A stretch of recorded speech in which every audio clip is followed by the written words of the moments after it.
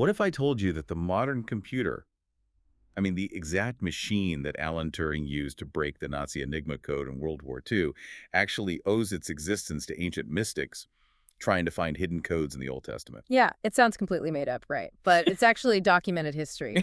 It is wild. Welcome to today's deep dive. We were sifting through an incredibly thick, uh, honestly mind-bending stack of sources for you today. We're covering ancient Hebrew texts, the hidden history of cryptography, and some very stark theological warnings. Right, because the primary mission of this deep dive is to explore this unbelievable historical pipeline. We're tracing how ancient biblical substitution codes surprisingly gave birth to the digital age. Which is huge. Exactly. But just as importantly, we need to analyze the immense theological dangers of taking mystical practices, like those found in the Kabbalah, and pushing them way too far. Okay, let's unpack this. Yeah. Because the central hook here is, well, it almost defies belief for me. How exactly do we get from ancient scribes writing on parchment out in the desert to a machine capable of defeating the Third Reich's military cryptography? To map that wild trajectory out, we actually have to start with the foundational architecture of the Hebrew language itself. Okay. Because unlike English, where letters are, strictly phonetic, meaning they just tell you how to sound out a word on the page, Hebrew letters are fundamentally different. Right. They're conceptual ideograms, and they also function simultaneously as numbers. Yeah, our sources give a really brilliant illustration of this that I definitely want to share with you. So take the first letter of the Hebrew alphabet, which is Aleph. Right, Aleph. In ancient pre-Babylonian script, it was actually drawn to look like an ox's head. So conceptually, it represents a leader or strength or, the concept of being first. Yeah. Then you consider the second letter, Beth, which was drawn to resemble a little tent. It represents a house or a family. Which, by the way, is where we get historical names like Bethlehem, which translates to the house of bread. Oh, right. I didn't even think about that. But putting those concepts together is where the magic happens here. If you combine Aleph and Beth, you get Ab. The leader or the strength of the house. Exactly. And that resulting word is the Hebrew word for father. But the texts show us something even more beautiful. There's another letter, He, which visually and conceptually represents breath or wind or the Spirit of God. Yeah, it's sort of similar to the English H sound. Right. So if you take that letter He and insert it directly into the middle of the word Ab, you are conceptually injecting the breath or spirit into the Father. And that new resulting word translates to love. I mean, it's just amazing. It really is. You aren't just sounding out syllables, you're building philosophical and theological equations. And because the language has this puzzle-like mathematical structure baked into its DNA right from the start, it naturally lends itself to humanity's earliest ciphers. We actually see these simple encryption methods sitting right out in the open in the Old Testament texts. So let's look at the earliest one mentioned in the sources, which is album. It's a brilliant but super simple substitution system. Yeah, very simple. You take the 22-letter Hebrew alphabet, you chop it exactly in half, and you just stack the two halves on top of each other. All right. So the first letter, Aleph, swaps with the 12th letter, Lem. The second letter, Beth, swaps with the 13th letter, Mem. Put those sounds together and you get the name of the cipher itself, album. And we can actually watch this mechanism operate in the book of Isaiah, specifically in chapter 7. Oh yeah, the political plot. Exactly. There's this tense political plot unfolding where the king of Syria and the king of Israel are confederating against Judah. They intend to overthrow the government and install a puppet king who is identified as the son of a man named Tabeel. Right. But if you read the original text, the author uses the album cipher. The name Tabeel is encrypted and written as Ramellah. Wow. And then following album, there's another famous method the sources mentioned called adbash, which operates on an even simpler premise. Yeah, it's a fold. Right. Instead of chopping the alphabet in half, you fold it entirely back over itself. The first letter swaps with the final letter. The second letter swaps with the second to last. And the sources point to the book of Jeremiah, chapters 25 and 51 for this one. The text mentions this mysterious name, Shishak. Yeah, and for a long time, readers assumed this was just some obscure suburb or a forgotten village, right? Exactly. But you run it through the atbash fold, and Shishak translates flawlessly to Babel or Babylon. That is wild. What's fascinating here is how these ancient, seemingly basic skipping codes set off a chain reaction that built the modern world. I just keep picturing like a child's simple cereal box decoder ring. It's amazing to think that this primal human impulse to hide and seek information, just swapping letters around for secrecy, is the exact same impulse that eventually built our entire digital infrastructure. It really is. So how does a paper substitution code actually turn into a machine? Let's trace the hardware. Fast forward from the ancient Middle East all the way to the Renaissance period. The royal courts of Europe are suddenly engaged in this intense, high-stakes political and diplomatic maneuvering. Lots of backstabbing, I imagine. Oh, absolutely. So they have an acute need to send secret messages across hostile territories. They need a formalized system of cryptography.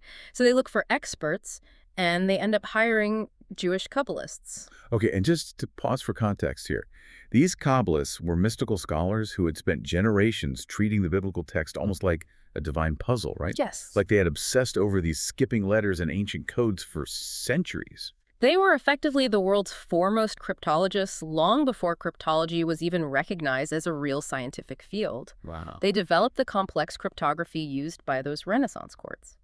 And from their traditions, inventors began looking for mechanical ways to speed up the coding process. Because doing it by hand takes forever.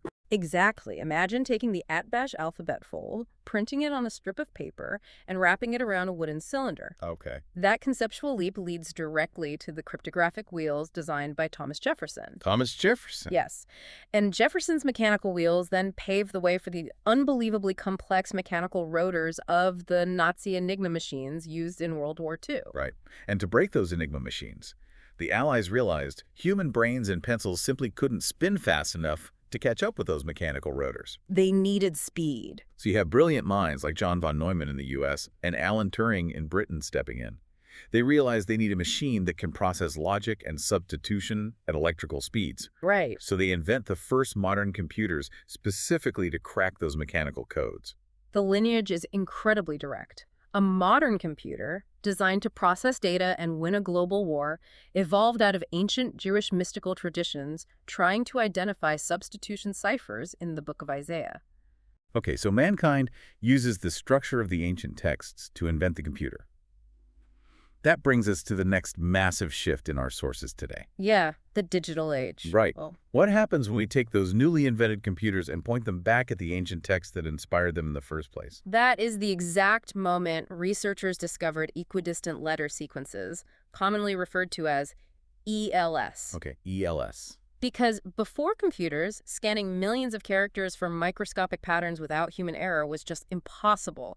Computers allowed researchers to strip away all the spaces and punctuation, treating the entire Hebrew text as one massive, continuous string of data. Just a giant block of letters. Exactly. And the algorithms scan by skipping a set number of letters over and over, looking for hidden words. And the most famous discovery here is the Torah code. Yeah, the spatial architecture of this one absolutely floored me when I read it. It's mind-blowing. So if you go to the very beginning of the book of Genesis, find the first occurrence of the letter tau, and program the computer to skip exactly 49 letters, which is 7 squared, by the way, you find a Vav. Right. Skip another 49 letters, you land on a resh. Another 49, you get a he. It literally spells Torah. And you run the exact same program in the book of Exodus, and it does the exact same thing. It spells Torah, pointing forward through the text. But then it shifts, doesn't it? Yeah. Then the algorithms scan the book of Numbers and the book of Deuteronomy. The exact same 49-letter mathematical spacing occurs, but the word Torah is spelled backward. Backward. So Genesis and Exodus point forward, Numbers and Deuteronomy point backward. The entire structure is aiming right at the middle book, which is Leviticus. I saw a note in our sources about a staggering sequence in Genesis chapter 38 regarding a chronological family tree, but honestly, my eyes kind of glazed over at the math. Can you walk me through what the computers actually found there? Yeah, so that is the story of Judah and Tamar. When computers ran an ELS of 49-letter intervals exclusively through that specific chapter, they extracted the names Boaz, Ruth, Obed, Jesse, and David. Okay. And they are encrypted in exact chronological, genealogical order. Wow. The historical significance of that clustering is immense. Because think about it, Genesis was compiled in the era of Moses. The monarchy of King David wouldn't even exist for generations. Right, let alone the Book of Ruth, which wouldn't be written for centuries. Exactly. Yet their chronological family tree is perfectly mathematically spaced out beneath the surface text of Genesis 38. And earlier we mentioned that Hebrew letters function as numbers, a concept known as gematria. Yeah, The gematria. sources highlight some mind-bending alignments there too, like the Hebrew word for year carries a combined numerical value of 355. Which matches the exact number of days in the Hebrew lunar calendar year. Right, and the word for pregnancy adds up to 271, which is the typical number of days of human gestation. Those mathematical alignments extend right into the Yeshua codes as well. The data reveals that the name Yeshua, the Hebrew name for Jesus, is encrypted behind over 5,500 prophetic texts in the Old Testament. 5,500. Yeah. For example, beneath the famous suffering servant passage in Isaiah 53, the computer algorithms found the names of the specific disciples who were present at the crucifixion. Wait, really? Yeah. You find Peter, Matthew, John, the two Jameses, and the three Marys all encoded beneath the prophecy of the cross. Okay, here's where it gets really interesting, because I have to push back on this a little bit on behalf of anyone listening who might be naturally skeptical about all these codes. Sure, go for it. If you take any massive data set of letters and torture it long enough with algorithms, couldn't it confess to basically anything? Like, if I run an ELS program on the text of Moby Dick, I'll probably find my own name encoded in there somewhere. Isn't this all just a giant statistical coincidence? Well, that is the exact counter-argument researchers anticipated. And what separates intended supernatural design from just random statistical noise is the concept of clustering and context. Okay. Yes, a computer might find random words scattered randomly in Moby Dick, but what you will not find is a topical word tightly clustered underneath a passage of plain text discussing that exact same topic. Can you give me a tangible example of how that clustering actually proves intent? Yeah, look at Genesis chapter 2. This is the short passage of plain text where God is creating the trees in the Garden of Eden. The subject of the paragraph is literally trees. Right. Encrypted exactly beneath that specific text are the names of 25 different specific trees found later in the biblical record. Oh, wow. The mathematical odds of 25 tree names happening to align by sheer statistical accident, clustered precisely under the one paragraph discussing that very topic, are just astronomical. Okay, that makes the Isaiah 53 data even more profound then. The sources point out that researchers looked at the statistical frequency of letters in the Old Testament and realized there is one specific name that absolutely should appear in that block of text based on pure probability. Yeah. And it is conspicuously missing Judas. Right. The betrayer is mathematically scrubbed from the text of the redemption while the faithful disciples are clustered there. And that absence, combined with the clustering, points us directly toward intentional design. The text appears to be engineered from an intelligence residing outside our dimension of time. Now, I am experiencing a bit of whiplash here, though. How so? Well, we just spent this entire time marveling at these codes, proving they are mathematically real, Yeah. undeniably intentional, and magically point to the Messiah. Yeah. But the second half of our sources throws up massive red flags regarding all of this. If God deliberately put these codes in the text, why do the sources suddenly treat looking for them as this dangerous, life-threatening endeavor? Well, it's because of the fundamental difference between revelation and divination. Okay. We obviously owe a debt to Kabbalistic scholarship for preserving these cryptological traditions through the centuries, but their mystical conjectures take these structural discoveries and plunge them straight into the occult. Ah. Scripture expressly and repeatedly prohibits divination, spiritism, and astrology. In the ancient nation of Israel, casting a horoscope or practicing necromancy were not viewed as minor misdemeanors. They were capital crimes. Exactly, capital crimes. So indulging in these Kabbalistic conjectures, it's like taking a beautifully designed life-saving map.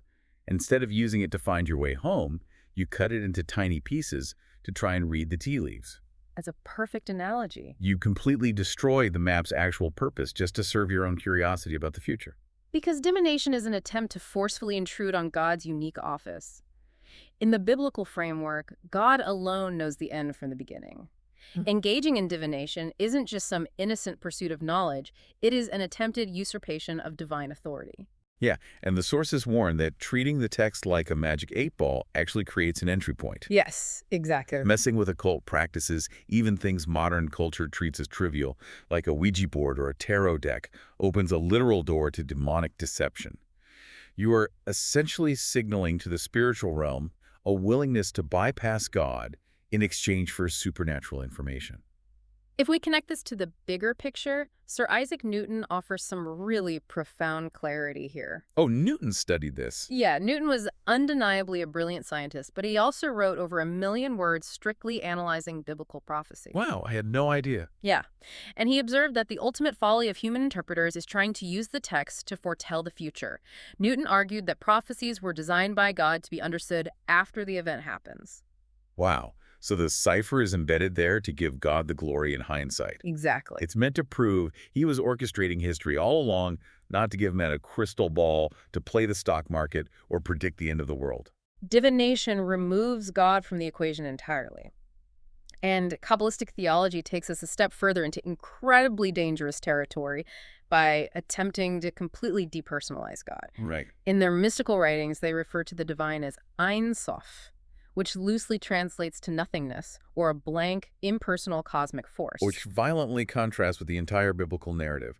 The God of Abraham, Isaac, and Jacob isn't an impersonal nothingness drifting through the cosmos. No, not at all. He is intensely personal. He makes very specific covenants with humans, and he keeps them. He's relational. And that depersonalization inevitably leads to the ultimate doctrinal sinkhole, which is contrasting plans for human redemption. Oh. Kabbalah pushes a foundational concept called tikkun. Yeah, our sources define tikkun as the idea that mankind has a mandated role to perfect himself, to somehow reestablish cosmic harmony on his own merit. It almost resembles a form of reincarnation or mystical self-salvation. And the biblical narrative shatters that premise entirely. The core biblical claim is that God knew man was completely, hopelessly unable to perfect himself. Humanity could never achieve tikkun on its own. Right. Because of that failure, God entered his own creation personally. As the Messiah. Exactly. The Messiah fulfills both the role of the suffering servant, exactly as it was encoded in Isaiah 53, and the conquering reigning king. He accomplishes the redemption for humanity because humanity couldn't do it. And Kabbalah, through its mystical practices, attempts to steal that redemptive role back from mankind. Which leads away from the truth of the text entirely. It leads to what the sources bluntly categorize as doubt, denial, deceit, and disaster. So how do you protect yourself from these fascinating but incredibly deceptive esoteric traps? The primary protection outlined in the sources is personal, heavily tethered study of the root text itself. The warnings are explicitly against a concept known as Nicolaitanism or esotericism. Right, esotericism being the dangerous idea that true, profound knowledge is only entrusted to an elite inside group. Yeah. The whisper that says, you can't possibly understand the text on your own. Only the high priests or the enlightened mystics possess the decoder ring to explain it to you. It's a spiritual control mechanism, and the antidote to that kind of spiritual deception is maintaining an active, personal relationship with the Word of God. Yeah. You don't elevate commentators or mystics above the root text. You can use them for historical illumination, sure, but the text itself must remain paramount. The integrity of the text validates itself through its structure, establishes the authority of the Messiah, and basically asks you to anchor your beliefs right there. So what does this all mean for you listening right now? It means the ultimate antidote to disinformation isn't cracking a secret mystical cipher. No. It isn't finding a guru on the internet who claims to have the spiritual cheat codes to the universe. It's relying on the Holy Spirit, which the text promises will teach you, and engaging with the scriptures yourself. It's about a living relationship, not solving a religious puzzle. The ancient mechanics point to a living God, not a static equation. Before we wrap up, I want to leave you with one final, absolute mind-bender of a thought from our sources today. We spent a lot of time discussing how the mathematical structure of the text proves its own design. Right. Well, think for a second about the dimensionless constants of the universe, the foundational numbers that govern the very fabric of reality itself. Numbers like pi, the ratio of a circle's circumference to its diameter. Or E, the base of the natural logarithm used in advanced wave mechanics and calculus. Right. These are two numbers that are functionally the bedrock architecture of the cosmos. You cannot have a functioning physical universe without them. Okay, so if you take the very first verse of the Bible, Genesis 1.1, in its original Hebrew, in the beginning God created the heaven and the earth, and you perform a specific calculation. Oh, this is amazing. You take the number of letters, multiply that by the product of their gematria values, and then divide that massive number by the number of words times their product. You get pi, 3.1415.